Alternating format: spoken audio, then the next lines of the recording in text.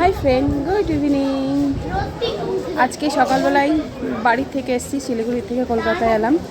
তো মন মেজাজ ভালো লাগছে না, তো হাজব্যান্ড আজকে বাড়িতেই আছে। তো ওকে বললাম চলো কোথাও একটা ঘুরে আসি। তো এখন আমরা যাব প্রিন্সেপ ঘাট।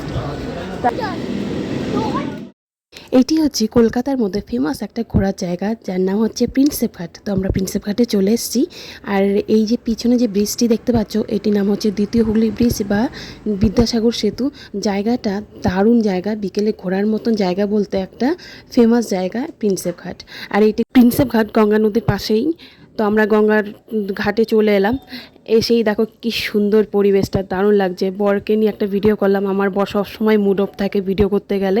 এখানে যে নৌকোগুলো দেখতে পাচ্ছ, এই নৌকোতে 400-500 টাকা দিলে তোমাকে আধা ঘন্টা গঙ্গা নদীটা তোমাকে ঘুরিয়ে দেখাবে। তো দারুণ লাগে। আর এইখানকার পরিবেশটা এত মধুর, এত স্নিগ্ধতা, কি বলবো, মনকে তোমার খুব ভালো করে তুলবে। এখানে বেশিরভাগই কাপেলরা আসে। তো আজকের মতন আমার ভিডিওটা এইটুকুই। তো সবাইকে জানাই টাটা, সবাই ভালো থেকো, সুস্থ থেকো।